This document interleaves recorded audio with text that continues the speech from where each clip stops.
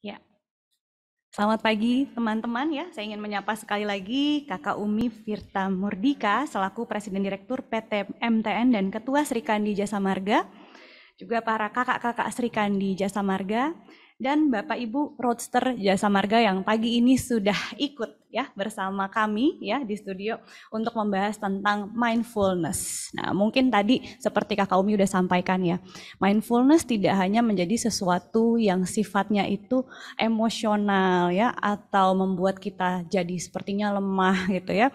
Bukan berarti kita tidak kuat dengan kita menerapkan mindfulness. Justru dengan kita hidup lebih berkesadaran, mudah-mudahan kita lebih memahami kebutuhan kita, lebih sadar hidup tuh sebenarnya mau ngapain sih ya. Peran kita sehari-hari ini untuk apa ya? Apa yang sedang kita butuhkan dan kebutuhan kita ini sebenarnya apa? Nah, ini pertanyaan-pertanyaan yang mungkin sudah mulai bisa dijawab oleh teman-teman ya. Oke, sambil aku lanjut slide kedua, boleh teman-teman dibantu next?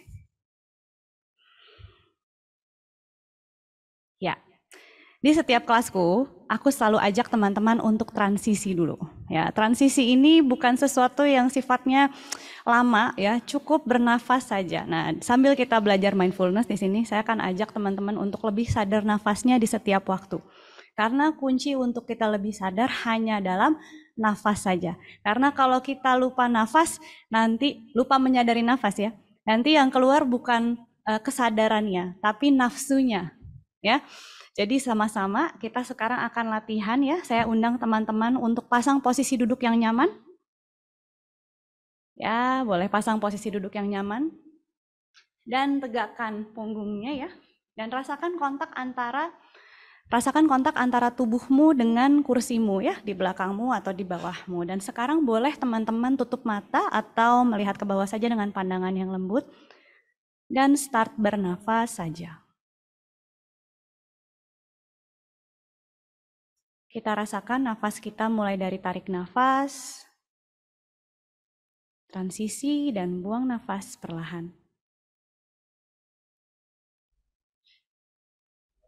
Dan yang kedua, kita coba untuk mendengar saja kira-kira seberapa cepat atau seberapa lambat nafas yang kita butuhkan.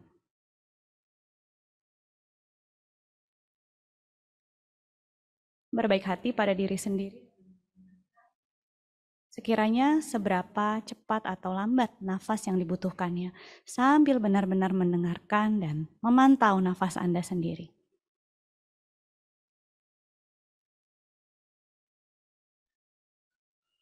Dan seiring Anda bernafas, mungkin Anda mulai merasakan ada gerakan tubuh yang secara natural hadir. Misalnya pundak yang naik atau turun,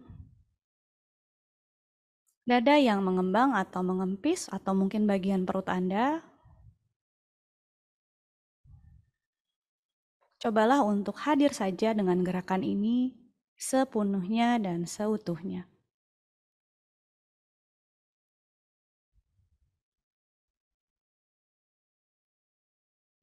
Mungkin beberapa dari Anda ada yang memikirkan hal lain, teringat hal lain, atau merasakan rasa tidak nyaman, atau sebaliknya rasa nyaman sampai mengantuk. Apabila muncul rasa atau perasaan atau pikiran, sadari saja bahwa Anda sedang terdistraksi dan ini sangat tidak apa-apa. Tidak perlu menghakimi diri Anda atau melabelkan diri Anda tidak berbakat mindfulness atau tidak bisa meditasi. Kembalikan saja dengan lembut kesadaran Anda pada nafas.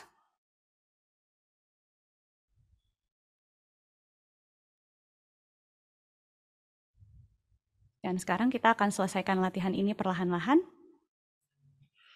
Saya akan mengizinkan kurang lebih beberapa detik ke depan untuk Anda yang tadinya fokus pada nafas untuk memikirkan apa saja yang mau dipikirkan. Mungkin deadline pekerjaan, tugas di rumah, siang mau masak apa atau mau makan apa, silahkan pikirkan. Dan rasakan bedanya saat Anda fokus dengan Anda memikirkan banyak hal.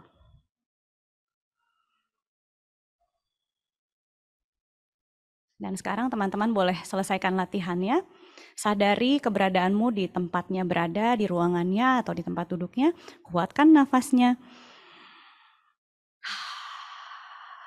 Mungkin boleh menggosokkan kedua tangan kanan dan kiri.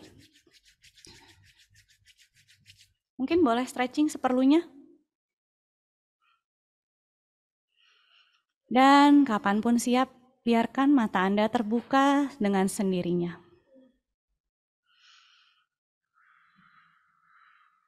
Ya.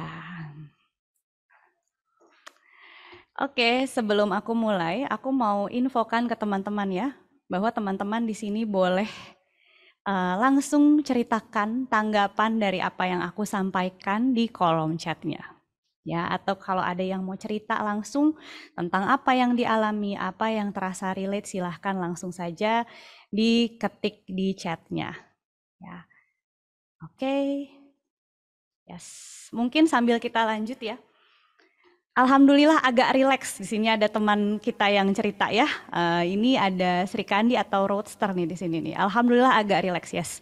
Kita biasanya membiarkan kepala kita tuh penuh ya dengan berbagai hal. Dan sebenarnya kunci untuk kita istirahatkan kepala kita cukup dengan nafas saja.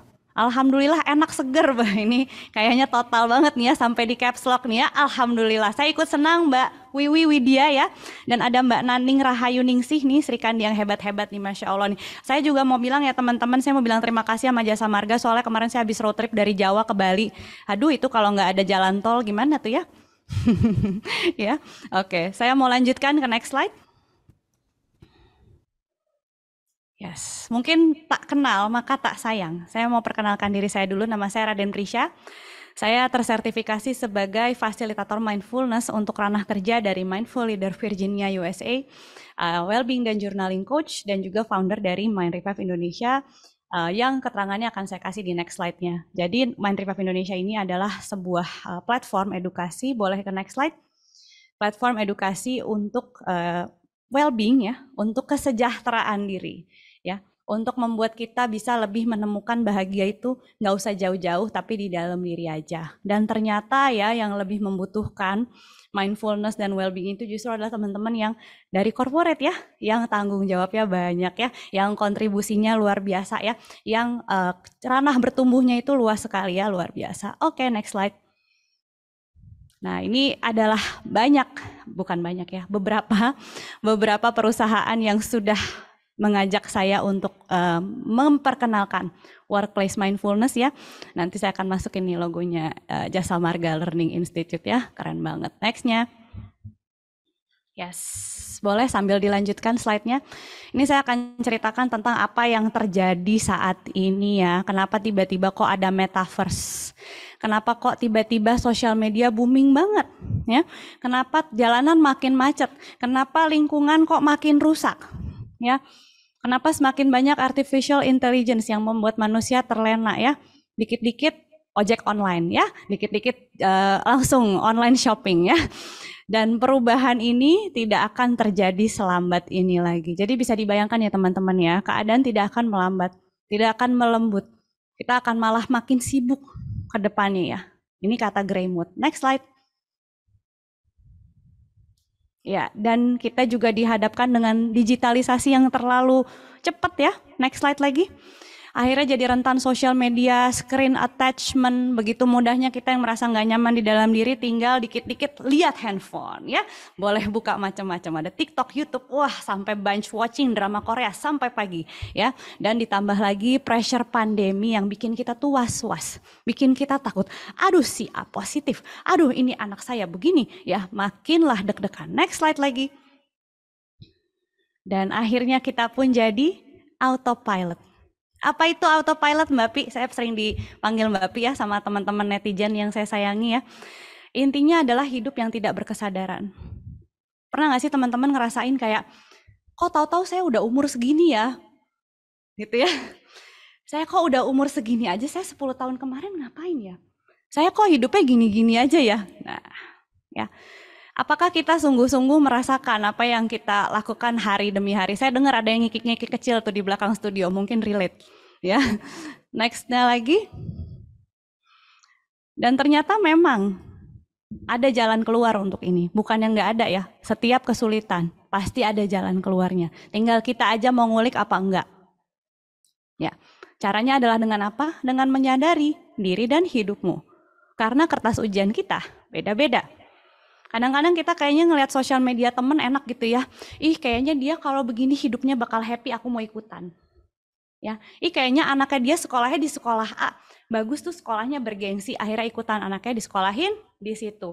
Tapi apakah benar-benar tahu yang dibutuhkan oleh si anak? Apakah benar-benar tahu apa yang dibutuhkan oleh dirimu? Jadi kita ini jalan, apakah benar-benar kenal diri kita, atau kita hanya ngikutin aja society ngomong apa? Kayaknya ini keren ya, kayaknya itu keren ya. Di sini saya akan ajak teman-teman untuk lebih lihat ke dalam. Next slide. Jadi sebenarnya kita butuh apa sih? Ya, apa sih yang bisa membuat kita bahagia? Kalau kata Tony Robbins, ya, kita punya 6 kebutuhan dasar. Dan yang 4 itu sifatnya duniawi.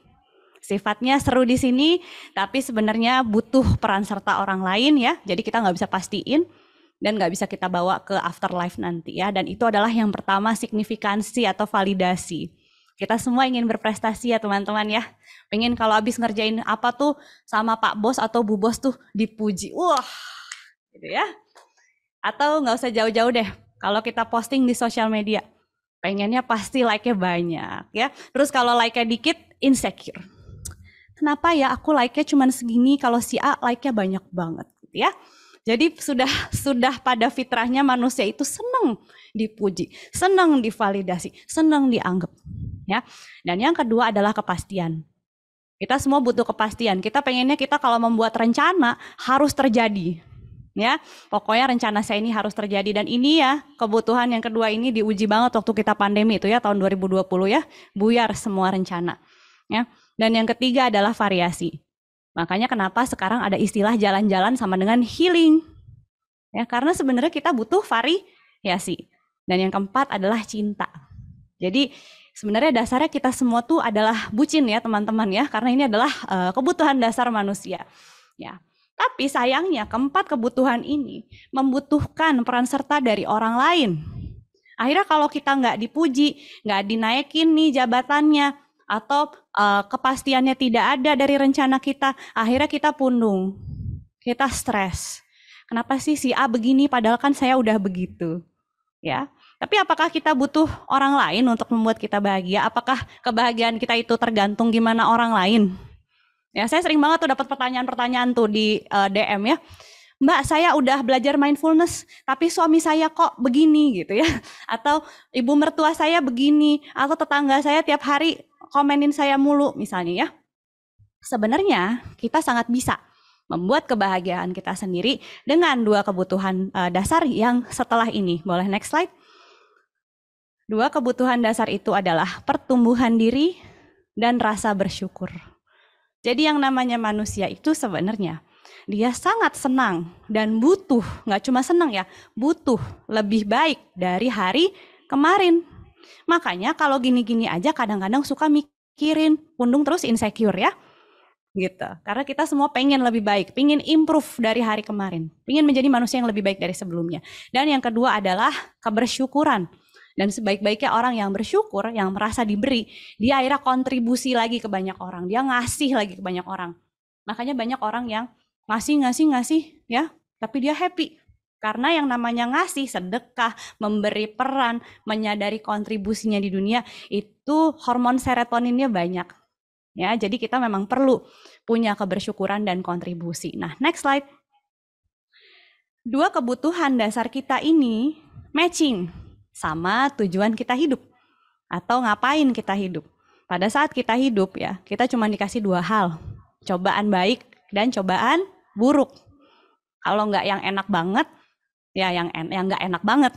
Nah, sebenarnya 2 hal ini matching sama kebutuhan dasar kita. Kalau kita dapat hal baik, disitulah waktunya kita bersyukur. Ya, kalau kita dapat yang nggak enak, itulah waktunya kita improve. Next slide. Nah, kenapa ini dibutuhkan?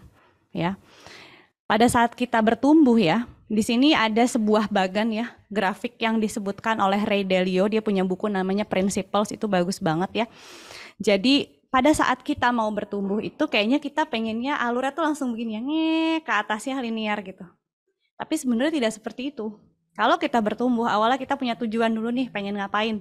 Ya, itu biasanya tandanya kita bertumbuh, kita gagal dulu. Rasanya nggak enak dulu, nggak nyaman dulu. Puyeng dulu.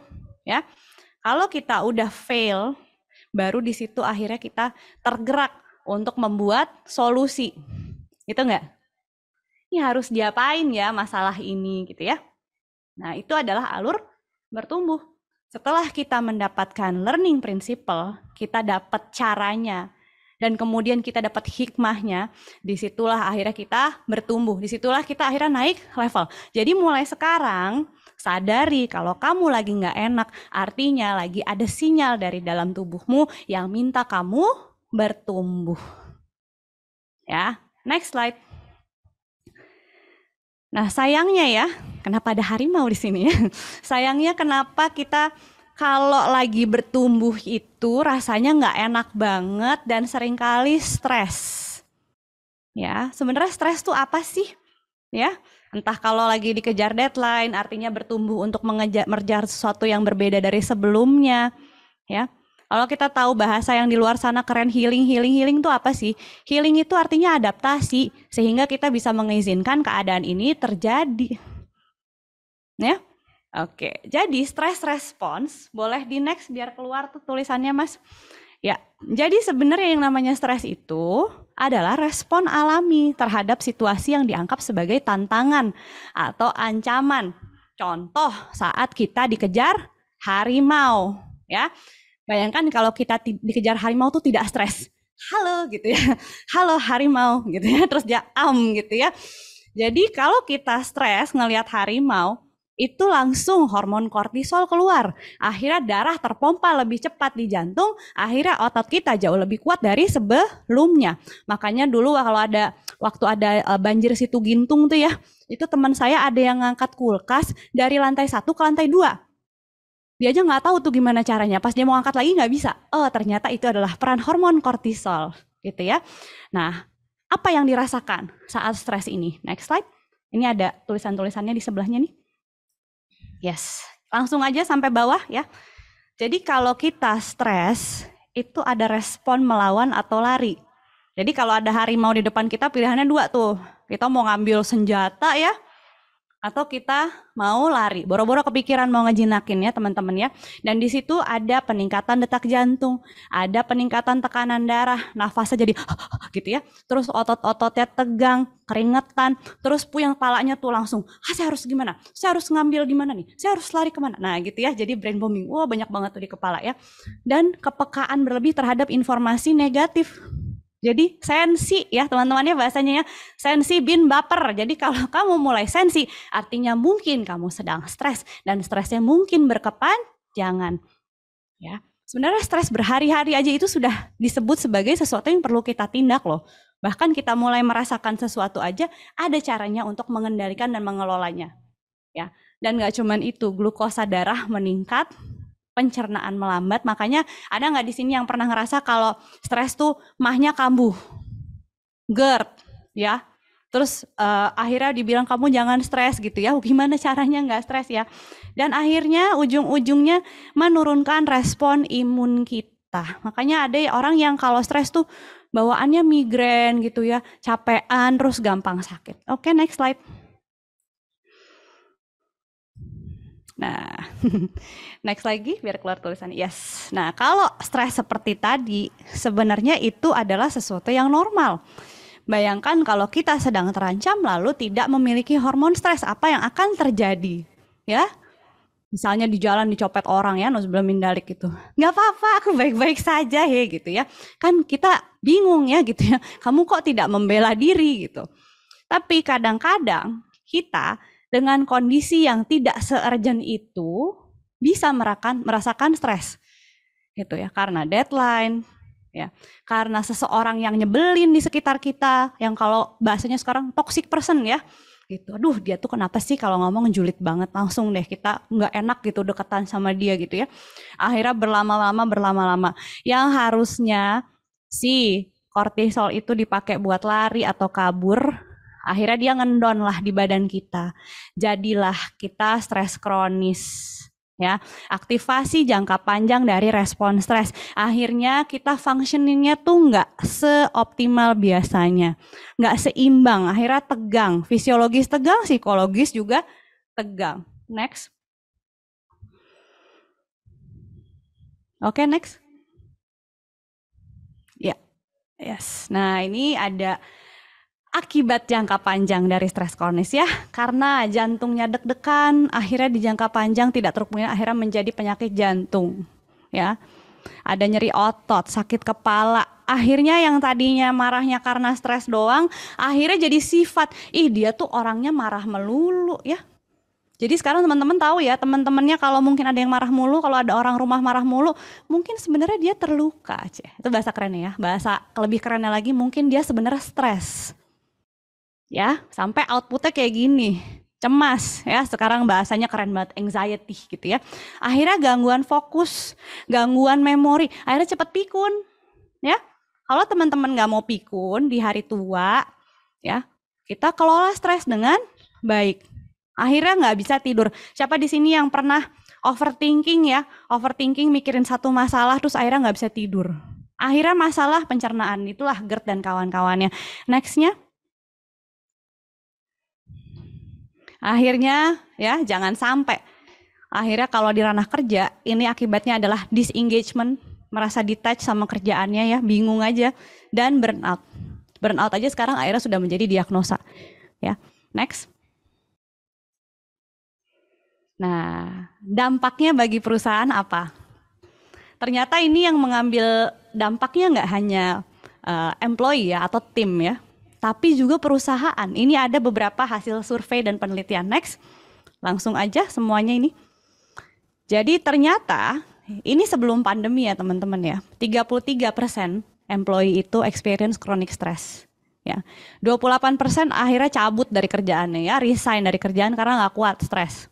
Ya, 75% dari asuransi yang akhirnya di reimburse gitu ya, dibayarkan itu karena stres, yang akhirnya hasilnya ke kolesterol ya, ke tekanan darah ya, ke emahnya dan migrennya dan lain-lain.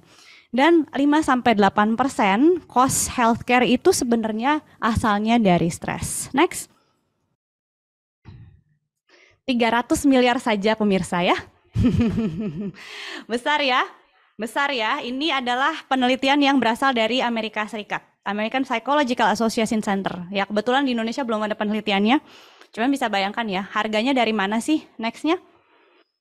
Nanti saya akan jabarkan dari mana. Nah ini tadi belum COVID nih, belum pandemi ya. Ini dengan situasi pandemi, 89% orang dewasa merasa hidupnya di kantor itu semakin buruk rasanya ya, semakin stres, semakin gak nyaman. 84% memiliki anxiety ya, emosi-emosi yang stress related seperti anxiety, sadness dan anger ya. 76% akhirnya burnout dan 33% working mothers ya, para ibu ya. Aku rasa di sini mungkin banyak ya teman-teman ya. Akhirnya memilih untuk resign karena capek ya. Jadi kalau dirimu merasa lelah di saat pandemi, kamu tidak sendirian. Ini terjadi di seluruh dunia ya. Dan kita punya solusinya. Next. Nah, ini adalah harga dari doing nothing atau bahasa Indonesianya magabut ya. Cost of doing nothing ya. Pada saat unhealthy workplace itu terjadi, kantor itu tidak sehat, akhirnya muncullah stres-stres yang berhubungan dengan pekerjaan. Akhirnya perputaran pegawainya semakin tinggi. Perselisihan di dalam ranah kerja semakin tinggi. Kepuasan bekerja turun, komitmen turun, akhirnya absen, cuti. Ya, klaim asuransi akhirnya meningkat. Ya, dan tidak jarang meningkatkan kemungkinan depresi. Ya. Dan saat kita stres di kantor teman-teman, akhirnya itu mengencourage ya lifestyle yang semakin tidak sehat. Ya. Biasanya kalau yang di kantor udah stres sampai rumah, ya, akhirnya cari me time, nggak tidur, ya. Cari pokoknya segala macam yang menyenangkan tuh ya. Banyak sekali yang seperti itu, ya. Dan pada saat productivity menurun, cost pun akhirnya meningkat. Jangan sampai ya teman-teman ya. Next. Mudah-mudahan di sini teman-teman bisa happy ya. Yang kita butuhkan untuk tidak mengalami ini atau setidaknya mengurangi ya, belajar pelan-pelan adalah resiliensi. Resiliensi adalah kemampuan untuk menghindari stres kronis. Jadi yang dihindari bukan stresnya ya teman-teman ya. Kalau stres aja punya reaksi ya, yang kemudian kita tenangkan diri dan akhirnya menjadi respon itu nggak apa-apa. Yang berbahaya adalah saat kita stres, kita berlama-lama dalam kondisi tersebut, tidak dikelola, akhirnya kita jadi stres kronis. Jadi kita bisa loh mengelola peristiwa stres secara efektif. Dan caranya adalah next. Ya. Kalau kata Albert Einstein ya, tidak ada masalah yang bisa diselesaikan dengan tingkat kesadaran yang sama dari level kesadaran di saat masalah itu muncul. Bahasa gampangnya adalah kalau mau menyelesaikan masalah, tingkatkan dulu kesadaranmu. Ya. Tapi masalahku berasalnya dari kolega aku yang suka males itu loh Mbak Pi gitu. Tetap sama. Semua berangkat dari kesadaranmu. Kenapa? Karena kalau kesadaran naik, kemampuan kita naik semua. Next kita bahas ya. Lanjut. Nah inilah mindfulness. Next. Mungkin teman-teman udah banyak yang mendengar apa itu mindfulness ya. Boleh dong mungkin di sini teman-teman yang di rumah ya atau dimanapun berada, coba yang udah pernah tahu tentang mindfulness atau pernah latihan mindfulness, di chat ke aku ya. Silahkan di chat ke aku untuk ceritakan apa sih yang diketahui. Dan kalau teman-teman mau curhat, sangat boleh ya japri ke aku ya teman-teman ya. Ini aku sudah siapin Zoom-nya dan nanti aku kalaupun dibacain pun secara anonim. Apa yang dirasakan di kantor, apa rasa nggak nyamannya. Ya, mudah-mudahan bisa kita bahas di sini. Nah, ini adalah riset mindfulness. Dulu mungkin mindfulness ini sesuatu yang awam ya, tapi di tahun 2019 lihat berapa persen peningkatan dari penelitian tentang mindfulness itu. Tadi juga Kakak Umi ya bilang kalau Harvard Journal pun sudah meneliti dan Cambridge pun juga sudah meneliti, banyak sekali yang sudah meneliti. Next-nya.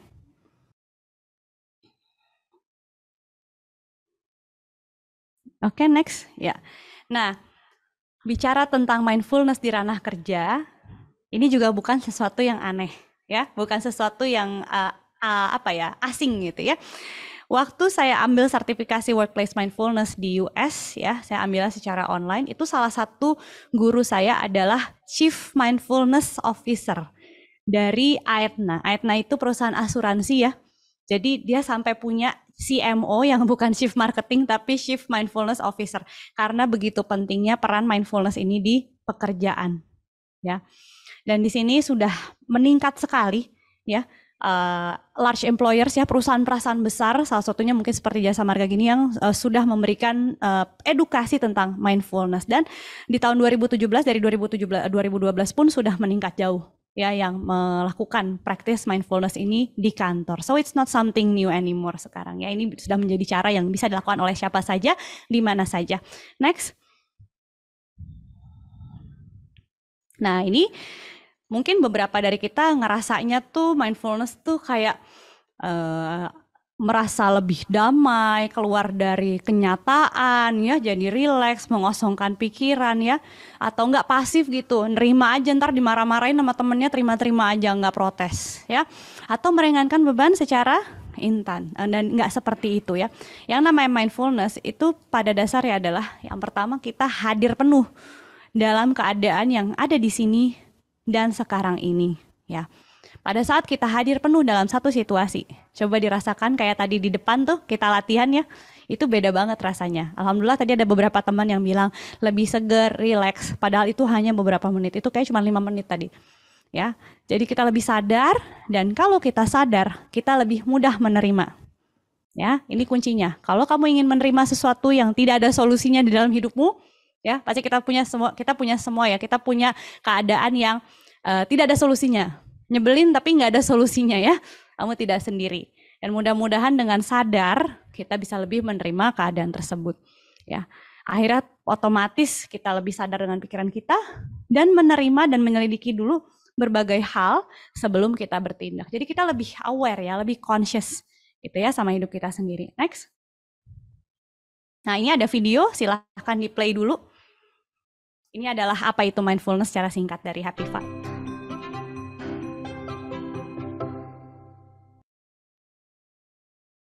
You may have heard this word mindfulness. It's become something of a buzz phrase of late. I'm going to give you one simple, serviceable definition, which is this.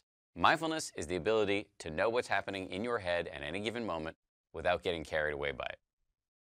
Imagine how useful this could be. Just as an example, driving down the road and somebody cuts you off in traffic. English aja nggak How do you apa-apa. normally react? I think most of us, we normally react by having a thought, which is, I'm pissed. And then what happens next? You immediately, habitually, reflexively inhabit that thought. You actually become pissed. There's no buffer between the stimulus and your reaction. With just a little bit of mindfulness, in that same situation, you might notice my chest is buzzing, my ears are turning red, I'm having a starburst of self-righteous thoughts, I'm getting angry. But you don't necessarily have to act on it and chase that in the back of the car thinking you've gone nuts. Now, you might be thinking, don't I need to get angry sometimes? Aren't I justified? I would say yes, but probably not as much as you think. The proposition here is not that you should be rendered by mindfulness into some lifeless, non-judgmental blob. The proposition is that you should learn how to respond wisely to things that happen to you, rather than just reacting blindly. And that, my friends, is a superpower. How do you get it? The way to get it is through meditation. I believe that meditation and mindfulness are the next big public health revolution. In the 1940s, if you told somebody you were going running, they would have said, who's chasing you? But then what happened next? The scientists swooped in, they showed that physical exercise is really good for you, and now all of us do it, and if we don't, we feel guilty about it. And that's where I think we're headed with mindfulness and meditation. It's going to join the pantheon of no-brainers like brushing your teeth, eating well, and taking the meds your doctor prescribed for you. Let me just close by saying, mindfulness is not going to solve all of your problems. It's not going to render your life a nonstop parade of unicorns and rainbows. Nonetheless, this is a superpower, and one that is accessible by you immediately. Oke, next slide. Jadi tadi kita sama-sama melihat ya bahwa mindfulness itu bukan berarti kita tidak menjadi marah ya, bukan berarti kita menjadi pasif ya, tapi kita belajar untuk merespon dengan bijak. Dan ini berhubungan dengan kinerja otak. Jadi bicara tentang ini, kita bicara tentang otak kita ya. Jadi dengan latihan mindfulness atau meditation ya disebutnya bahasa kerennya, perlu dipahami bahwa meditasi ini bukanlah yang berhubungan dengan praktis agama tertentu ya teman-teman ya, karena ada juga meditasi yang sangat bersifat saintifik dan sudah diteliti di berbagai belahan dunia ya. Dan mindfulness sebenarnya adalah memperhatikan aja pengalaman saat ini dengan sikap keterbukaan dan rasa ingin tahu. Ya, misalnya nih teman-teman ya, ada yang kayaknya ngikutan webinar kok kayaknya males banget ya, mendingan ngerjain yang lain gitu. Nah, di sini teman-teman bisa perhatikan perasaanmu sendiri dengan rasa ingin tahu. Oh iya, Prisha itu sekarang lagi deg-degan karena ada kerjaan yang harus dikerjain, misalnya ya. Atau dia mungkin sedang deg-degan karena harus menyerahkan sebuah proyek misalnya, atau harus keluar kota misalnya ya. Nah, jadi kita perhatikan pengalaman kita sendiri dengan rasa ingin tahu. Jadi antusias terhadap perasaan kita sendiri, mengamatinya bukan menghakiminya. Next.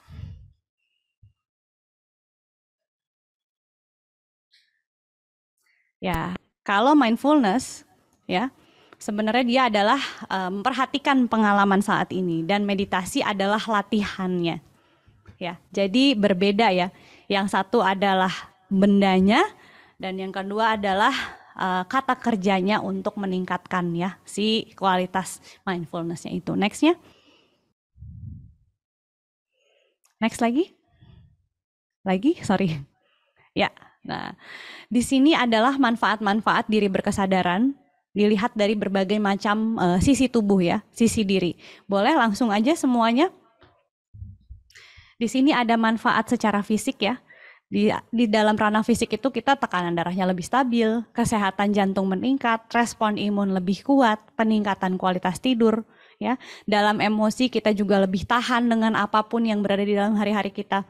Ada nggak sih teman-teman orang yang harinya enak terus gitu ya, senyum, ketawa, ketiwi terus ya? Kayaknya nggak ada ya. Kayaknya kita semua pasti punya tantangan ya. Dan di sini dengan latihan mindfulness, mudah-mudahan ketahanan stres kita lebih besar, suasana hati kita cepat membaik, ya.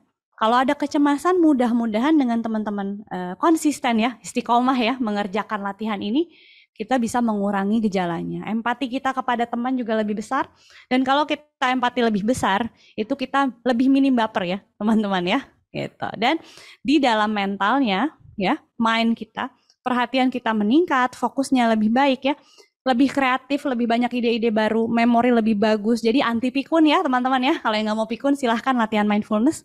Dan kita juga mengurangi bias, pikiran-pikiran yang mungkin sebenarnya nggak terjadi ya.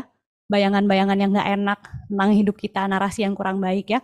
Dan peningkatan materi abu-abu di otak. Materi abu-abu itu adalah materi yang bisa dibilang mindful ya. Yang sadar di dalam otak kita. Dan secara behavior, kita juga jadi nggak terlalu reaktif, lebih gigih ya. Daya juangnya jadi lebih tinggi. Perilakunya juga di kantor lebih etis. Dan kesabarannya lebih besar. Siapa di sini yang kepengen sabar? Ya, next. Nah, pada saat kita nggak mindful atau kita sedang emosian atau membiarkan stres itu menghijack perilaku kita, biasanya kalau kita bereaksi, distraksi itu akhirnya membuat kita kehilangan fokus. Pada saat stres, kita akhirnya jadi beraksi emosional. Dan saat bekerja, akhirnya kita jadi autopilot. Ya, asal selesai deh pokoknya hari ini ya. Nah, kalau kita sudah mindful, kita belajar merespon, yang akan terjadi adalah nextnya. Yes, next lagi. Dengan wawas diri dan kesadaran, mudah-mudahan saat kita terdistraksi, kita bisa menjaga fokus yang pertama. Yang kedua adalah merespon dengan niat. Kita punya purpose, kita tahu nih kenapa sih saya melakukan ini. Dan itu memberikan kita amunisi untuk maju terus. Dan saat kita kerja, akhirnya kita selalu siap dan antusias. Next. Ya, kalau kata Viktor Frankl, lanjut lagi. Antara stimulus dan respon, kita punya ruang. Di dalam ruang itu adalah kekuatan kita untuk memilih respon kita. Dan tanggapan kita terletak, di dalam tanggapan kita terletak pertumbuhan dan kebebasan kita. Jadi kalau kita mau hidup lebih tenang, lebih happy, lebih ringan, kembali ke pilihan kita ya teman-teman ya. Apakah kita mau lebih sadar, apa kita mau lebih hadir, ya, supaya kita bisa membuat respon yang memberdayakan bagi kita. Ya, bisa nggak kita membuat respon yang memberdayakan? Salah satu caranya untuk meningkatkan ini adalah dengan kesadaran diri yang dilatih dengan mindfulness. Nextnya, jadi intinya belajar mindfulness itu adalah belajar, belajar sabar, ya, belajar nyaman dalam transisi, ya. Ya, kalau kita hatinya tenang, mudah-mudahan tubuh kita juga tenang. Karena kalau kita gampang marah, yang kasihan livernya. Kalau gampang sedih, yang kasihan paru-parunya. Kalau ambisi, ya harus bisa padahal udah capek, yang kasihan empedunya. Ya. Kalau deg-degan, gelisah, yang kasihan adalah jantungnya. Kalau khawatir, yang kasihan pencernaannya. Ya, jadi di sini juga untuk kesehatanmu secara fisik. Tidak hanya kesehatan mental saja. Next. Nah, di sini ada Pyramid of Mastery, ya, yang menunjukkan betapa pentingnya kita mengolah emosi dan memahami makna hidup. Ya, mengolah emosi di sini ada di nomor 2. Jadi ini menurut Tony Robbins, kalau kita mau hidup yang menyenangkan, yang berdaya, kita berdayakan 7 aspek ini. Di situ saya tulis Allah karena saya Muslim ya, tapi pada dasarnya nomor 7 itu adalah Tuhan. Jadi yang paling penting untuk kita menata hidup yang pertama adalah fisik kita dulu. Ya, kalau kita udah sakit, udah capek, atau yang kakak-kakak Sri Kandi mungkin ya, kalau udah PMS lupa apa itu mindfulness ya, apa itu empati ya, udah deh bubar semuanya ya untuk tanggal-tanggal tertentu itu ya. Nah, yang kalau udah sehat fisiknya, yang kedua adalah emosi dan makna hidup. Nah, kalau udah sehat, bugar, kita baru deh mikirin maknanya, baru mikirin emosi kita untuk stabil atau dikelola ya. Makanya olahraga juga penting banget. Percuma kita latihan mindfulness kalau badan kita nggak dilatih. Mindfulness itu latihan otak, tetap olahraga untuk latihan badan, tetap bergerak supaya endorfinnya juga keluar. Endorfin itu lawannya kortisol. Ya, dia kalau endorfinnya banyak, kortisolnya nanti nggak banyak-banyak, gitu ya. Nah, kalau hubungan sudah baik, kalau diri kita, emosi kita sudah nyaman, mudah-mudahan hubungan dengan orang lain juga nyaman. Kalau kita emosinya nggak stabil, kira-kira hubungan sama orang enak nggak sih teman-teman? Enggak ya? Ada aja masalah ya, gitu. Oh, ternyata sudah mulai banyak nih yang cerita sama aku nih. Ya, nggak apa-apa. Nanti kita akan bacakan ya. Yang di atasnya lagi, kalau kita hubungan sudah nyaman dengan kolega, dengan keluarga, dengan pasangan, mudah-mudahan kita bisa lebih memanage waktu juga. Karena dengan kita hubungan baik dengan kolega misalnya, kita bisa lebih berkolaborasi dalam pekerjaan. Kalau yang udah punya putra-putri ya, nanti lebih banyak support sistemnya. Ya, dan manajemen waktu itu sangat berhubungan banget dengan emosi loh teman-teman. Ada nggak sih di sini yang nggak ngerjain kerjaan gitu ya? Alasannya apa? Nggak mood. Ntar aja gitu ya. Moodnya belum datang gitu. Ya, ntar aja. Nah, di atasnya time management itu ada pekerjaan atau misi hidup atau karir. Ya. Jadi pada dasarnya kita semua sebagai manusia tuh membutuhkan misi hidup ya. Kita membutuhkan purpose untuk maju, untuk bertumbuh. Di mana kita bisa bertumbuh dan berkontribusi. Ya. Dan kalau purpose kita udah kuat nih, udah jalan, mudah-mudahan niscaya rezeki datang sendiri ya teman-teman ya. Karena kita niatnya bertumbuh dan berkontribusi, memberi pada banyak orang. Ya. Dan di atas itu lagi ada kedekatan kita dengan Yang Maha Kuasa, dengan Tuhan, dengan higher power. Ya, karena kalaupun kamu punya 1 sampai 6 tapi kamu nggak punya 7, ya, spiritual sense itu nggak ada. Kenapa kita senang bertumbuh dan berkontribusi? Karena it's very spiritual. Ya, kita butuh itu. Nah, jadi bayangkan betapa pentingnya kita bisa sehat secara batin supaya kita bisa memberdayakan diri kita di dalam hidup kita seutuhnya. Next. Ya, dan mungkin tadi aku udah cerita banyak macam-macam ya. Tapi nggak akan ada efeknya kalau teman-teman tidak berlatih. Jadi latihlah dirimu, banyak-banyak sadarin nafas, nggak harus meditasi, bisa kapan aja. Ya, nanti dengan berlatih kita lama-lama akan mendapatkan hikmahnya dari latihan kita ini. Lama-lama kita juga dapat skillnya. Oke, mungkin sebelum aku lanjut, ya. Ini ada yang cerita, Kak, aku dulu pernah waktu S1 terus sambil S2 mindfulness sama dosen. Ya. Disuruh lebih fokus, lebih ke pencapaian, jadi banyak syukurnya juga. Ya. Nah, cuman di sini sepertinya butuh lagi peningkatan di dalam kesadarannya karena merasa overthinking. Jadi di sini ada yang cerita nih ya, katanya aku overthinking nih Kak ya. Gitu ya. Jadi overthinking itu kayak penyakit atau gimana ya Kak? Pengen rasanya nggak overthinking. Nah ini nanti aku akan bahas di slide berikutnya. Gimana caranya supaya kita nggak overthinking. Ya, ini ada yang mau cerita juga ya, Anonymous. Mau cerita 2 tahun ke belakang perubahan besar terjadi di hidupku. Anakku lahir di masa pandemi. Masuk kantor 6 bulan sejak lahiran. Dan begitu masuk kantor perubahan besar terjadi. Aku promosi jabatan memegang tanggung jawab lebih besar. Aku merasa overwhelmed dengan kondisi perubahan ekstrim ini. Punya anak bayi dan butuh perhatian lebih. Punya tanggung jawab posisi baru. Sejak itu aku merasa hidupku autopilot. Sampai sekarang belum bisa menyeimbangkan kehidupanku sebagai working mom. Kadang merasa bersalah yang harus ditinggalkan anakku setiap hari. Ya, stres pekerjaan mempengaruhi kehidupanku di rumah. Relate banget dengan yang Mbak Prisya sampaikan. Sampai rumah cari me time, nggak tidur sampai subuh, akhirnya telat ke kantor dan nggak produktif. Setiap hari rasanya nggak ingin ke kantor. Seringkali berpikir untuk resign dari pekerjaan, tapi kondisi tidak memungkinkan. Aku ingin banget kembali seperti dulu, yang selalu bersemangat dan antusias. Wah, bagaimana caranya biar lebih antusias seperti dulu dan menjadi working mom yang lebih berdaya. Wah, luar biasa ya ceritanya ya. Terima kasih sudah sharing. Kakak Sri Kandi ya, anonim ya.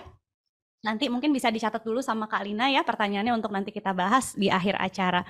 Ya, memang kita sebagai perempuan ya Kakak Sri Kandi ya. Aku mungkin mau cerita dikit dulu, aku mengalami depresi pasca melahirkan. Karena aku merasa nggak hadir dan akhirnya anakku ada lambat tumbuh kembang gitu ya. Dan itu yang membuatku akhirnya belajar mindfulness. Aku belajar ramah dengan perasaanku sendiri. Aku belajar merangkul diriku sendiri ya. Yang tentu latihannya tidak hanya semalam 2 malam, tapi bertahun-tahun. Tapi mudah-mudahan dengan hari ini teman-teman hadir di sini, teman-teman jadi tahu, oh ternyata ada cara loh untuk membuatku lebih nyaman di dalam diriku sendiri. Nyaman untuk hadir di dalam diriku sendiri. Ya, jadi kita latihan dengan cara apa latihannya? Next. Nah, jadi teman-teman, di sini ada 3 bagian otak besar kita, ya. Yang pertama adalah bagian batang otak atau dibilangnya reptile brain ya, karena reptil itu punyanya otak ini, ya. Dia mengontrol fungsi-fungsi dasar dalam tubuh, memberikan message antara tubuh dengan otak. Ini yang mengatur kalau kita makan, kalau kita jalan, kalau kita nyetir, yang sifatnya semua sudah autopilot ya. Jadi ini yang kita punya ya, si brainstem ini. Di atasnya lagi, lebih pintar lagi dari itu ada sistem limbik. Sistem limbik itu adalah emotional center, jadi kantor emosinya kita. Ya teman-teman ya. Di situ ada yang namanya amigdala atau respon yang mengatur kapan kita naik pitam. Ada yang pernah merasakan naik pitam? Ya, naik pitam itu rasanya kayak kalau nggak mendidih ya, pengen melempar sesuatu gitu atau menyerang atau enggak pengen kabur. Nah ini yang mengatur respon ini dan sebenarnya respon ini berguna. Bayangkan nauzubillah min dzalik kalau kita sedang diserang oleh orang lain. Yaitu adalah respon untuk membela diri. Ya, dan di sini juga kita memiliki kantor ancaman dan reward ya atau hadiah ya. Jadi adiksi itu adanya di otak bagian sini juga. Ya, dan lebih pintar lagi di atasnya adalah sistem prefrontal cortex atau PFC ya. Itu adalah otak berpikir yang hanya dimiliki oleh manusia. Ya, dan otak ini letaknya di depan, di sini ya. Tugasnya apa? Daya ingat, berpikir abstrak ya, memikirkan solusi ya, logika, pemahaman itu diaduk menjadi satu ya, dan kemudian disampaikan untuk membuat sesuatu yang memberdayakan kita misalnya. Dan ada yang namanya executive function. Dan ini terbentuk di usia 21. Apa itu executive function, Mbak Pi? Executive function adalah pola pikir atau mindset. Ya, umur 21 tahun kita mendapatkan mindset itu. Makanya Bapak Ibu kalau yang udah punya anak umur 21 biasanya udah susah dilarang-larang. Karena executive function-nya sudah terbentuk. Nah, kalau kita belajar mindfulness, yang kita pelajari adalah memberdayakan si otak depan ini. Karena apa? Cara untuk menguatkan otak depan adalah memantau dan menunda keinginan. Ya, jadi buat yang suka berpuasa itu sebenarnya latihan untuk otak depan. Ya, dan kalau kita belajar mindfulness, kita bernafas, kita juga menunda keinginan karena apa? Kita hanya memantau, memperhatikan perasaan kita sendiri tanpa harus terbawa-bawa olehnya. Ya, jadi di situ kita menunda keinginan, kita melihat antusias dengan perasaan kita sendiri, tapi nggak semuanya harus langsung ditindaklanjuti. Ya, pengen lempar piring gitu ya. Kita nafas dulu. Oh, aku melihat ada perasaanku yang ingin melempar piring gitu ya. Udah sadari ya, kita dengerin. Pada saat kita memantau seperti itu, perasaannya seperti kita taruh di sini ya. Kita kasih jarak dengan kesadaran kita. Jadi kita ngelihat, hari ini aku bawaannya pengen makan martabak gitu ya. Tapi apakah itu sebenarnya beneran pengen atau kita menutupi rasa sedih? Biasanya kalau sedih pengennya yang manis-manis. Biasanya kalau butuh tantangan pengennya yang asin. Kalau marah biasanya pengen pedas. Ini ya. Nah, kita menyadari itu, memperhatikan diri kita sendiri. Ya, jadi kita belajar untuk menguatkan si otak depan supaya kita nggak sekedar serta-merta ngikutin pikiran kita aja. Kalau ada niat jelek tuh nggak langsung dikerjain. Ya. Dan Tuhan kita tahu sekali. Makanya kalau niat jahat kita belum dosa. Ya. Kita cukup memantaunya, saya punya niat jahat nih. Tapi itu bukan saya, itu pikiran saya. Saya pantau aja, oh iya ada. Tapi saya nggak ikutin. Biarkan dia datang, biarkan dia pergi. Ya, next. Nah, gimana cara membawa mindfulness dalam hari Anda? Sekarang ada banyak banget aplikasi latihan mindfulness teman-teman. Kalau yang bahasa Indonesia Relief, ya. Kalau yang bahasa Inggris ada Headspace, ada Calm, ya, dan semua harganya terjangkau, ya. Kalau yang Calm agak mahalan dikit ya. 10 menit aja setiap hari, ya. Kalau saya biasanya sering meditasi sendiri tuh habis sholat subuh pagi hari. Saya nafas saja, atau enggak pas baru bangun tidur. Ya, mungkin 5 menit, 10 menit cukup, dan sebelum tidur, tanpa aplikasi. Kalau saya suka dengerin nafas saya sendiri. Atau cara kedua adalah kita mengambil jeda. Banyak ya bahasa kerennya di sosmed-sosmed tuh ya, jeda, buatlah jeda, pausing. Terus ngapain Mbak Pi pausing ya? Pausing cukup mengambil jeda singkat untuk memeriksa diri sendiri sepanjang hari. Ini aku mau ajak teman-teman praktek singkat ya, buat pausing ini ya. Singkat aja, boleh pasang posisi duduk yang nyaman, dan boleh tutup mata, dan mengambil beberapa nafas lembut saja.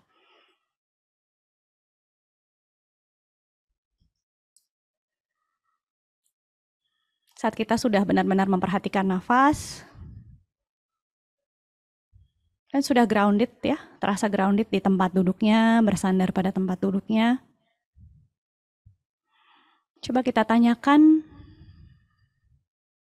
kita rasakan tubuh kita dan tanyakan, bagaimana rasanya di tubuh Anda?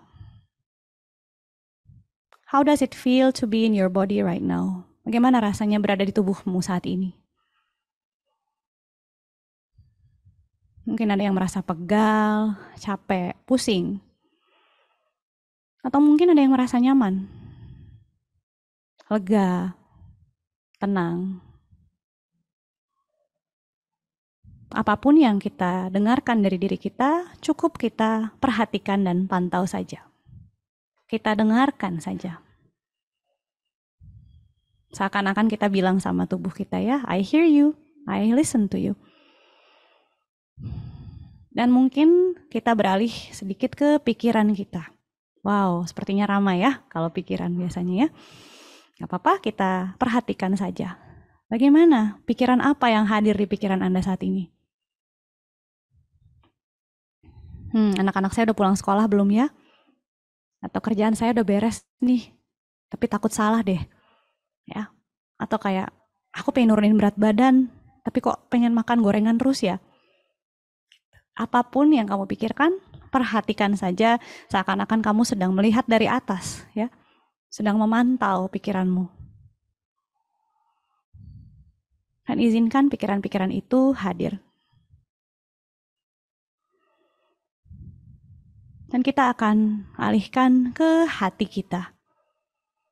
Hati kita biasanya rasanya ada di sekitar jantung ya, heart chakra kita. Bagaimana suasana hatimu saat ini? Rasanya seperti apa?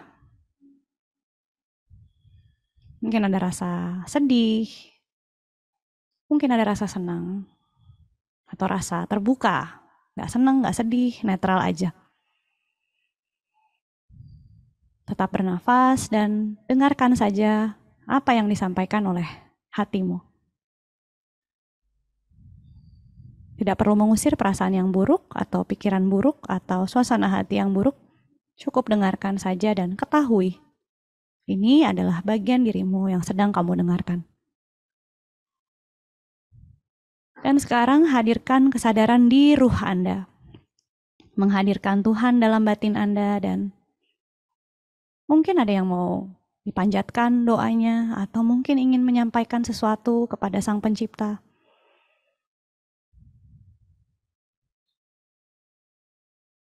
Dan kita lanjutkan dengan menarik nafas lebih kuat.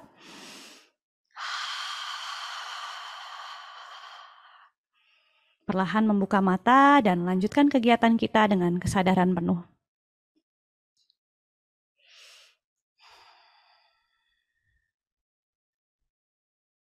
Ya. Singkat ya. Boleh cerita gimana rasanya setelah melakukan latihan tadi ya? Ya, agak berbeda sama yang depan. Yang ini kita lebih seperti bertanya pada diri sendiri ya. Next slide please. Next slide, sorry. Ya. Nah, tadi kita udah dengan cara bertanya ya, pausing, bertanya pada bagian-bagian diri kita. Dan cara keduanya adalah hadir penuh saja. Jadi benar-benar sadar penuh pada apa yang dilakukan tanpa kita menilai-nilai atau kita mencari gangguan gitu ya. Jadi benar-benar fokus aja sama apa yang dilakukan. Contoh, ini yang sepele dan singkat ya, sebenarnya sangat-sangat it's a small thing to do sebenarnya. Yang pertama adalah mengemudi dengan radio mati. Coba kita benar-benar rasain ya. Rasain gimana rasanya tangan kita menyentuh setir ya. Benar-benar ngeliat ke kanan kiri kita, lebih fokus sama apa yang lewat, apa yang dilewati, bagaimana cuaca hari.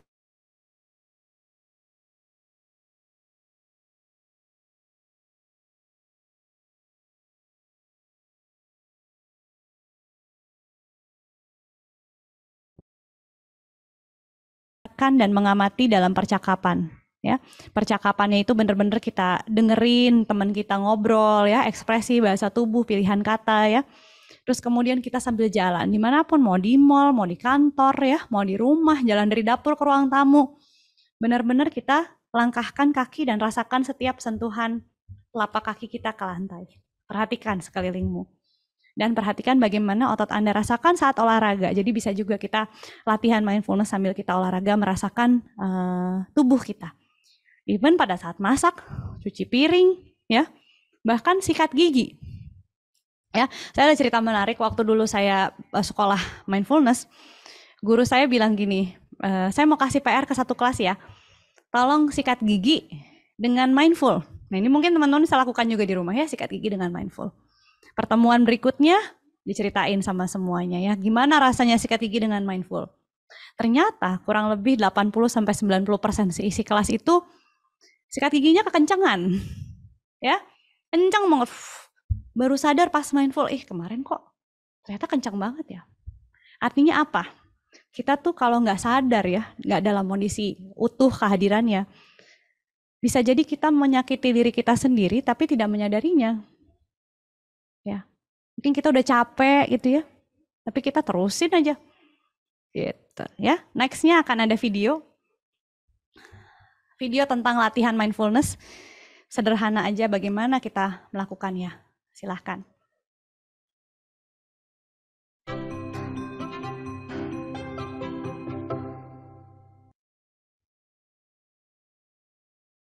Despite what you may have heard, meditation does not involve joining a group, paying any fees, wearing any special outfits, sitting in a funny position, or believing in anything in particular. It is simple, secular, scientifically validated exercise for your brain. You don't have to do it yet, but just so you know, here are the 3 steps. 1, sit with your back straight and your eyes closed. 2, notice the feeling of your breath coming in and going out. Pick a spot where it's most prominent. Usually that's your nose or your chest or your belly, and just focus your full attention on the feeling of your breath coming in and going out. Now, as soon as you try to do this, your mind's going to go nuts. You're going to start thinking about, what am I going to have for lunch? Why did I say that dumb thing to my boss? Your brain's going to go nuts, and that's fine. The whole game is to notice when you've gotten lost and to start over, and then to start over again, and again, and again. Every time you do that, it's like a bicep curl for your brain, and it shows up on the brain scan. Scientists have found this in the lab. It's also, by the way, a radical act. You're breaking a lifetime's habit of walking around in a fog of projection and rumination, and you're actually focusing on what's happening right now. Meditation is unlike anything you do in the rest of your life. Failure is actually success.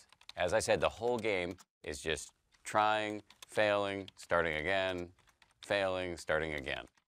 Here's my advice. You should be meditating every day, 5 to 10 minutes a day. That's it. This doesn't require some giant investment.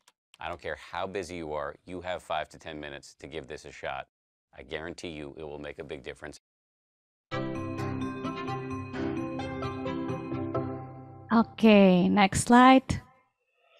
Di sini kita melihat ya, teman-teman ya, kita nggak perlu investasi besar. Dan sebenarnya nggak ada kata nggak sempet ya, karena kita cuma butuh 5-10 menit saja. Ya. Dan di sini kita lihat sains di balik meditasi ya. Nextnya ya, boleh langsung aja semua Kak. Jadi di sini saat kita melakukan latihan mindfulness atau mulai menerapkan mindfulness dalam hidup kita, Sini kita mulai membuat groundbreaking gitu ya. Kita mulai membuat terobosan baru di dalam hidup kita yang tadinya kita cuma jalan-jalan aja di dalam kabut gitu ya, tidak menyadari apa yang kita lakukan, tidak mindful. Akhirnya kita pelan-pelan menuju ke sana. Dan yang namanya kegagalan dalam berlatih itu sangat-sangat tidak apa-apa ya. Sukses itu harus ada failure di dalamnya. Jadi kalau misalnya kita bernafas dan kemudian pikirannya ya you went nuts gitu ya, kalau kata bahasa yang tadi ya, mikirin gimana perkataan kita dengan atasan, mikirin makan siang apa, it's okay. Salah satu mentor saya pernah bilang kalau orang mau nikah, dia meditasinya tentang pernikahan ya, dekorasinya gimana ya nanti gitu ya, atau enggak si penyanyinya siapa nanti gitu ya. Jadi it's okay, just do it. Yang penting kita nafas aja dan memperhatikan pikiran kita sendiri. Dan kalau kita terdistraksi dari nafas, kita kembali lagi ke nafas. Yes. Dan sainsnya di balik meditasi ini, dengan neuroplastisitas, latihan meditasi jangka panjang ini sudah ada penelitiannya mengubah konektivitas fungsional otak. Ada 4 ya. Jadi ada 4 sistem otak utama. Yang pertama adalah sistem ketahanan yang tugasnya itu untuk mengatur keseimbangan batin dan juga pengaturan stres. Yang kedua adalah fokus sistem atau jaringan untuk perhatian kita, fokus supaya kita minim distraksi. Ini perlu banget ya di zaman sekarang yang kayaknya kita nggak bisa cuma time management, tapi udah langsung attention management. Kalau zaman dulu kita gampang ya, mau fokus tinggal tutup pintu kunci. Tapi kalau sekarang nggak bisa. Kalau udah kedistrak dikit langsung ngeliatin handphone, distraksinya hanya sedikit di depan kita. Ya, gitu. Jadi yang kedua adalah sistem fokus kita, sehingga kita tidak terdistraksi. Dan ini ada banyak sekali yang terinvolve. Bagaimana kamu mencapai goal hidup kamu, ya? Bagaimana kita bekerja, bagaimana kita mengatasi tantangan-tantangan dalam hidup, ya. Dan yang ketiga adalah koneksi, yaitu jaringan kasih sayang dan empati terhadap sesama. Jadi kita mudah-mudahan lebih sabar ya teman-teman ya, dengan kita latihan mindfulness ini. Karena kita sabar dengan nafas, mendengarkan nafas kita sendiri itu kan membutuhkan kesabaran. Ya. Dan ada yang namanya sistem meta awareness atau bahasa gampangnya adalah sistem narasi diri. Narasi diri itu apa Mbak Pi? Narasi diri adalah bagaimana kita melihat hidup kita dan peristiwa yang terjadi di dalam hidup kita. Apakah kita mau menganggap kita apes selalu? Ya, hidup saya kayak sinetron ya, banyak masalah, saya kayaknya tidak akan pernah berbahagia gitu ya. Tapi kalau kita narasi dirinya bagus ya, gitu ya, kita bisa mengatakan bahwa saya sedang bertumbuh. Saya sedang belajar menjadi versi diri saya yang baru. Saya lagi software update. Ya, tergantung bagaimana kita menyikapinya. Ya, karena kalau kita mau drama mulu sebenarnya capek shy gitu ya kalau kata bahasa orang sekarang ya. Oke, next. Next slide. Yes. Oke, kita langsung aja ke semuanya ya. Di sini ada sistem ketahanan. Ya, memungkinkan Anda untuk pulih dari kesusahan dan tidak dibajak oleh emosi yang kuat. Nah, di sini adalah caranya box breathing atau nafas kotak. Nah, ini rekomendasi saya dilakukan kalau rasanya lagi terhijack banget sama emosi yang kuat, yang rasanya pengen marah banget, pengen nangis banget, ya, emosi sedang tidak terkontrol gitu ya, atau sangat gelisah ya. Bisa lakukan box breathing ya. Boleh dicoba sekarang karena ini nggak perlu merem-merem juga nggak apa-apa ya. Kita cukup tarik nafas 4 hitungan, tahan 4 hitungan, buang nafas 4 hitungan, tahan lagi 4 hitungan. Lakukan sampai rasanya badanmu sudah lebih nyaman. Ya. Tadi kan kita udah tahu ya dari videonya cara kita untuk merespon itu yang pertama kali diperhatikan tuh tubuhnya dulu ya. Karena kalau kita marah biasanya kan deg-degan ya. Terus bahu tuh kayak berat atau enggak kayaknya kepala tuh kencang ya. Dengan kita menyadari itu dan langsung bernafas, mudah-mudahan kita lebih sehat lahir batin ya. Oke, kita coba ya, kita aktifkan ya resilience system. Kita akan lakukan box breathing, tarik nafas, tahan, buang, tahan, tarik, tahan, buang, tahan. Oke. Ya, singkat ya. Tapi mudah-mudahan ini bisa membantu kita untuk merespon ya godaan stres ya. dan peradangan rendah yang terjadi di otak kita saat kita stres. Jadi apakah artinya kalau stres itu otak kita ada peradangan? Ada teman-teman ya, karena ada semua ada di tubuh kita. Ada cara dan kinerjanya yang dilakukan oleh tubuh kita ya. Jadi tidak terpisah sebenarnya mental dan fisik itu, kita very united sebenarnya. Dan mudah-mudahan ini juga membantu kita untuk tenang di saat krisis. Next slide. Nah, nextnya adalah sistem perhatian. Boleh langsung semuanya? Nah, di sini adalah sistem perhatian atau fokus kita. Ya, ini caranya sama dengan yang kita lakukan di awal tadi. Fokus ke nafas. Ya, dan di sini gunanya untuk kita lebih minim distraksi, karena kalau kita minim distraksi, sebenarnya hidup kita lebih tenang ya. Nggak banyak hal yang harus kita perhatikan. Ya. Orang di zaman sekarang itu lebih capek, kenapa?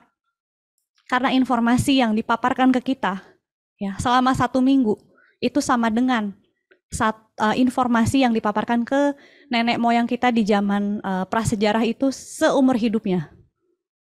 Jadi bayangin betapa banyaknya informasi yang harus kita cerna. Sementara kita seminggu, orang zaman dulu tuh seumur hidup gitu. Ya, makanya kita lebih gampang anxious ya, karena suara tetangga begitu mudah terdengar ya teman-teman ya. Gitu ya. Jadi kita berikan atensi pada hal-hal yang layak diberi atensimu. Ya, kalau nggak ada masalah nggak usah dikasih perhatian ya, gitu ya. Gitu. Kalau ngomongin tentang drama dan adrenalin dan bagaimana kita menginginkan drama itu udah lanjut lagi sesi selanjutnya ya. Oke, jadi penguatan sistem fokus ini membuat kita konsentrasinya lebih dalam, perhatiannya rentangnya lebih lama, dan akurasi dalam mendeteksi detail. Ini teman-teman accounting nih, mana suaranya nih? Ya, karena kalau kita detailnya lebih kuat, angka-angka ya, lebih detail, lebih optimal dalam bekerja kita teman-teman ya. Next. Yes, dan nextnya ada sistem koneksi. Ini membantu kita untuk membentuk hubungan emosional, memberi empati, melihat perspektif temanmu yang sebenarnya kamu lagi sebel misalnya, dan juga merawat dan berteman. Ini sangat baik di lingkungan kerja, karena apa? Kita kerja itu kan sebagai tim ya teman-teman ya. Jadi kita perlu saling mengisi, saling merawat, saling menjaga satu sama lain. Dan percaya apa enggak? Cara untuk ngaktifin sistem otak yang koneksi ini adalah dengan mendoakannya. Kalau teman-teman lihat di sini ya, ini adalah slide yang saya dapat dari Virginia. Tapi sebenarnya kata-katanya adalah pikirkan seseorang yang ingin Anda hubungan. Semoga Anda aman, semoga Anda kuat, ya. Semoga hidup Anda mudah, ya. Semoga Anda berbaik hati pada diri sendiri. Dan sangat boleh mendoakan dirimu sendiri. Ya, misalnya ya Allah, semoga aku selalu aman, semoga aku selalu sehat dan kuat, semoga hidup aku dimudahkan ya, semoga aku bisa berbaik hati dan merawat diriku sendiri. Ya, langsung tuh ada rasa kasih sayangnya di sekitar kita ya, bunga-bunga cinta tuh. Ya, gitu. Dan ini juga sudah diteliti secara saintifik ya. Menyesuaikan diri, kemampuan adaptasi ya, itu meningkat. Sistem kekebalan tubuh lebih kuat. Ketahanan terhadap stres lebih kuat. Jadi kekuatan doa itu luar biasa ya teman-teman ya. Gitu. Jadi kita juga lebih meningkat kemampuan terhadap emosi, empati terhadap rasa sakit orang lain. Akhirnya kebahagiaan, kegembiraan, kesejahteraan kita besar, karena ini yang keluar tuh hormon cinta ya, hormon endorfin saat kita mendoakan orang lain ya. Dan ini juga mengurangi bias bawah sadar. Bias itu apa sih Mbak Pi? Bias itu tuh mikirin sesuatu yang belum tentu terjadi. Ya.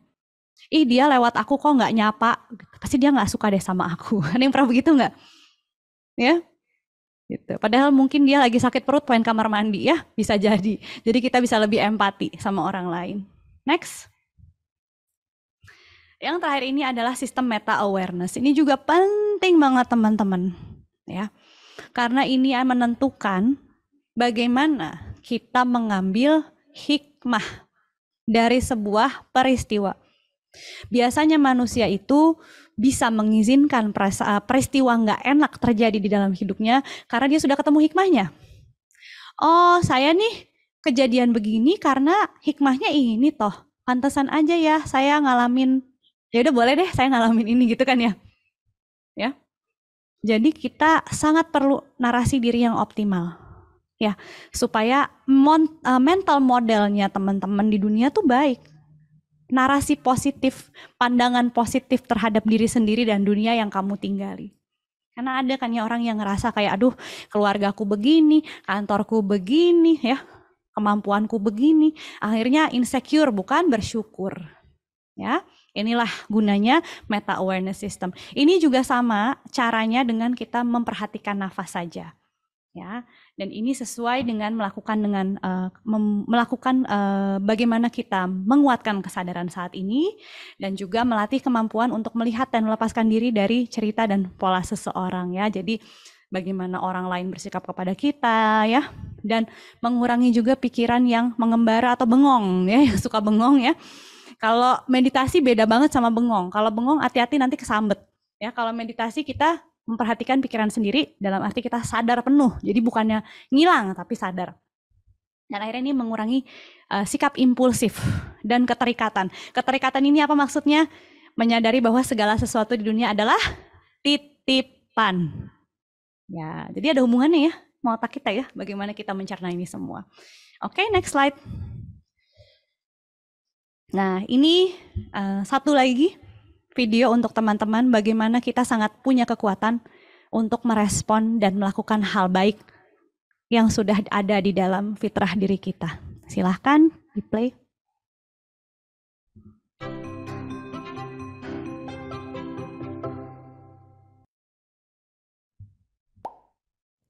There is a story, usually attributed to the Native American tradition, which illuminates different ways of paying attention.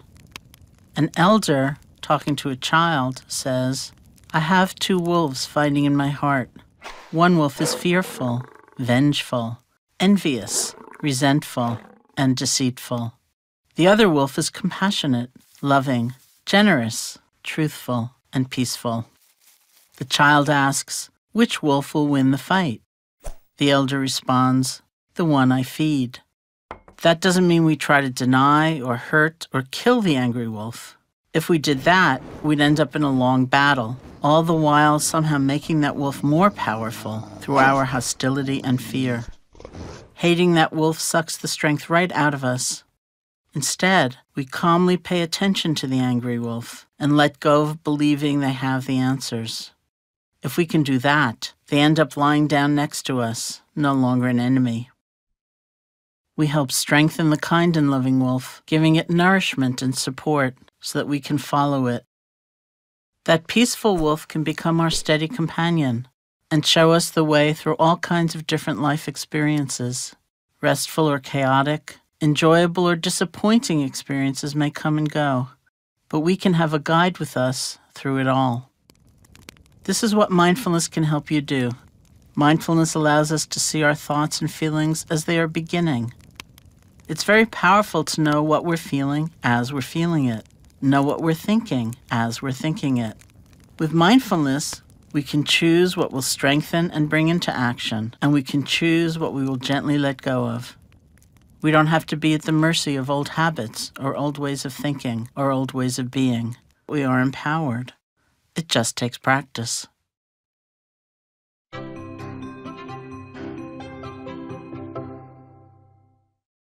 Oke, bagus banget ya video ini ya, saya suka sekali.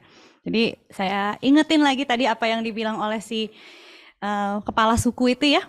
Dia bilang, mengusir pikiran buruk hanya akan menghabiskan energi ya. Dan pikiran kita itu jadi lebih panjang pada saat kita mengusir pikiran buruk. Tapi kalau kita memberi makan pikiran baik, akhirnya pikiran baik kita yang akan menang. Dan pikiran baik itu hadirnya dari kesadaran kita. Karena kita fitrahnya baik semua kok teman-teman ya. Ya, nggak ada orang jahat yang ada terluka. Ya teman-teman ya. Dan sangat baik bagi kita, sangat penting bagi kita untuk tahu apa yang kita pikirkan saat kita sedang memikirkannya. Tahu apa yang kita rasakan saat kita sedang merasakannya. Dan kita tidak mengusir pikiran buruk ya. Pikiran-pikiran kita yang buruk kita cukup rangkul saja.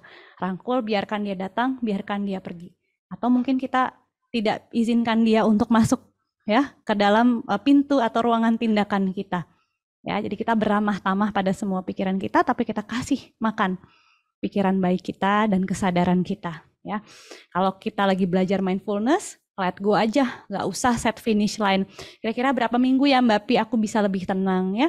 Pelan-pelan aja, sadari setiap peningkatan baikmu setiap hari.